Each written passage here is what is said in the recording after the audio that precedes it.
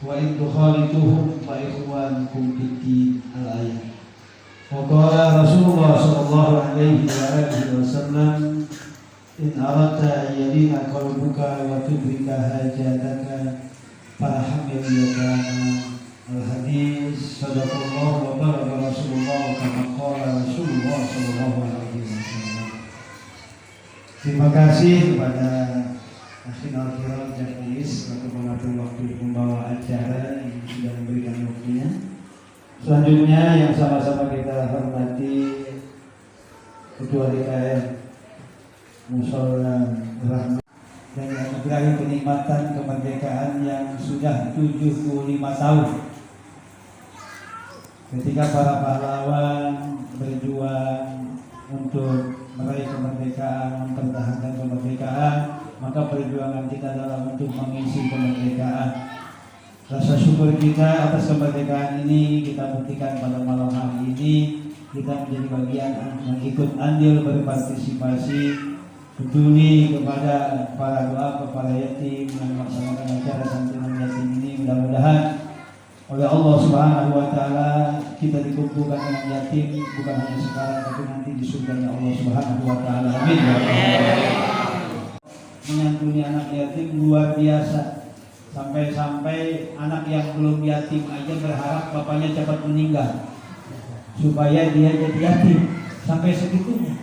Itu baginda Rasul sampai segitunya.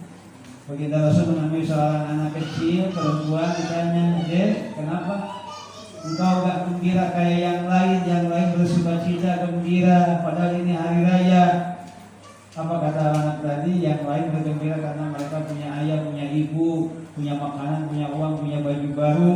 Sedangkan saya gak punya makanan, gak punya uang, gak punya baju baru. Kata Rasulullah, mau enggak saya Muhammad Rasulullah menjadi bapakmu, Fatimah menjadi saudaramu, Hasan Husain menjadi keponakan? Mau enggak? Mau. Ayo ikut ke rumah. Diajak pulang oleh Rasulullah. Sudah pulang oleh Rasulullah, dikasih makan, dikasih pakaian, dikasih uang jajan dan lain sebagainya. Kemudian dia balik lagi dan bergabung dengan teman-temannya yang tadinya paling murung, sekarang dia paling heboh mainnya malah. Sampai teman-temannya bingung, dulu tadi dia ajak murung kagak mau, sekarang lu paling heboh. Kenapa sih? Jawabannya tadi aku gak punya ayah, sehingga aku gak punya baju baru, gak punya makan, gak punya uang. Sekarang saya punya ayah baru. Saya punya baju baru juga, makanan juga udah kenyang, uang jajan juga lebih banyak, bahkan baju saya lebih bagus dari kamu karena saya punya ayah baru. Ayah baru saya itu adalah Nabi Muhammad Sallallahu Alaihi Wasallam. Apa kata anak-anak? Ya, kenapa bapak kita nggak pada mati aja ya? Sampai segitunya itu anak-anak yang tidak yatim ingin jadi yatim karena kepedulian baginda Rasul terhadap anak yatim. Subhanallah. Sampai di Al-Quran aja ada ayat yas'alunaka 'anil yatama qul islahu lahum khair. Bertanya para sahabat kepada engkau wahai Muhammad tentang perihal anak yatim.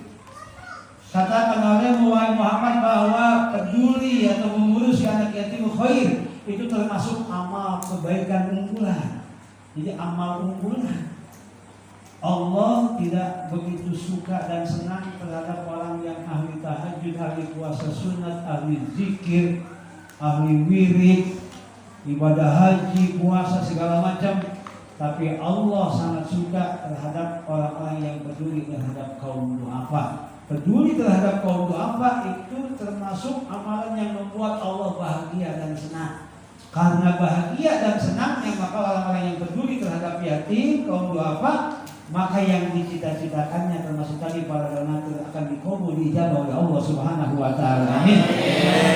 Jangankan orang yang ahli ibadah, orang yang ahli maksiat sekalipun, kalau memang dia peduli terhadap anak yatim itu dikisahkan, diriwayatkan itu diampuni dosanya dan di akhirat tidak jadi masuk nerakanya, dipegat, dicegat oleh anak yatim, dibawa dituntut masuk ke dalam surganya Allah Subhanahu wa taala. Itu orang ahli maksiat.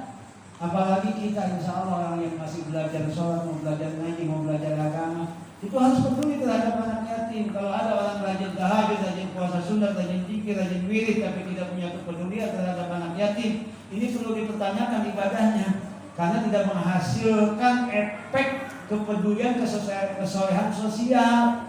Karena ibadah itu ada yang sifatnya ibadah vertikal langsung kepada Allah, yang hanya manfaatnya dirasakan oleh orang yang bersangkutan. tapi ada ibadah juga yang memang sifatnya horizontal, tidak langsung kepada Allah, kepada Fernando, menyantuni anak yatim di antaranya, dan manfaatnya bukan hanya dirasakan oleh sendiri, tapi manfaatnya dirasakan oleh orang lain. Makanya dalam Rasul disebutkan bahwa taat dia afdalu minal lazimat, ibadah yang efeknya dirasakan oleh orang lain lebih afdal, lebih utama, lebih besar pahalanya dibandingkan dengan ibadah yang hanya efeknya dirasakan oleh diri sendiri.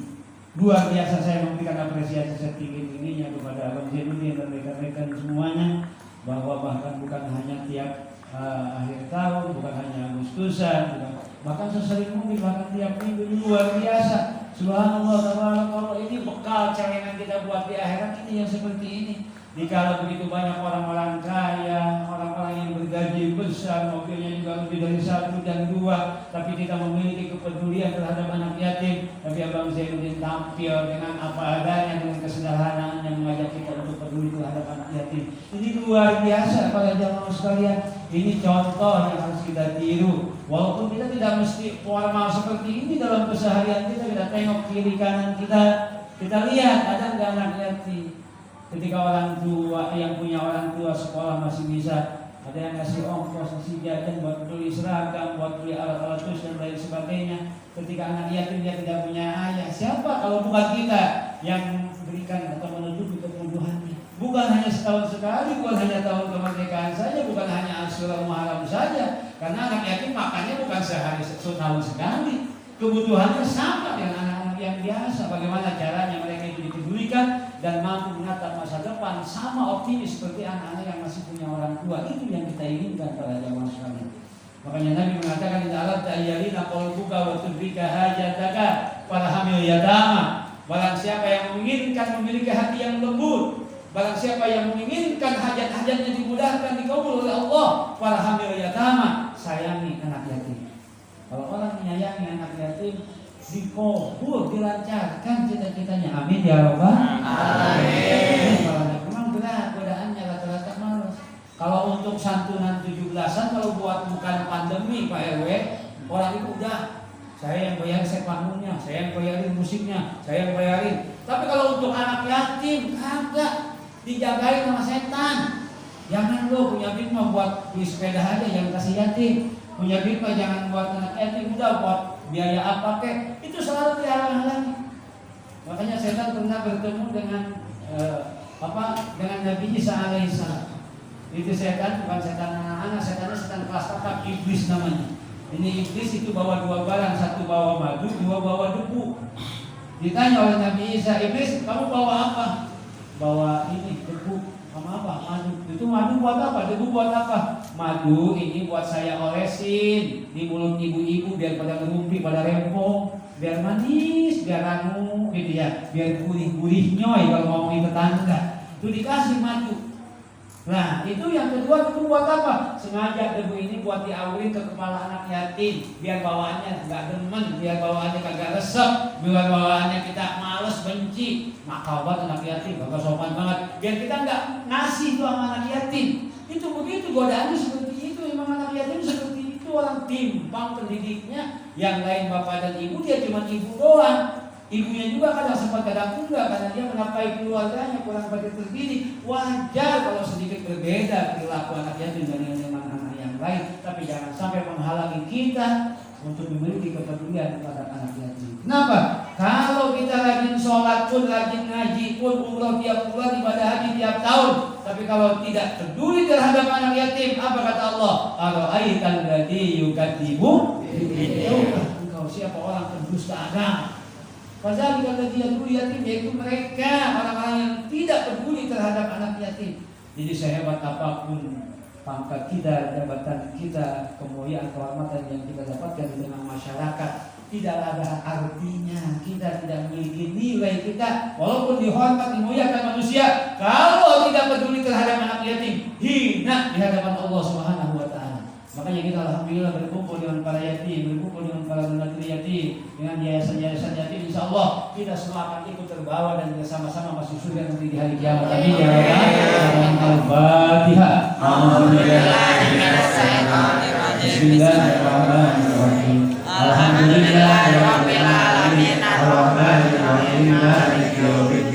iyyaka na'budu wa iyyaka nasta'in ihdinas siratal mustaqim siratal ladzina an'amta 'alaihim ghairil maghdubi 'alaihim waladdallin. Mungkin hanya itu saja, mungkin doa nanti setelah santunan. Saya akhiri. Assalamualaikum warahmatullahi wabarakatuh.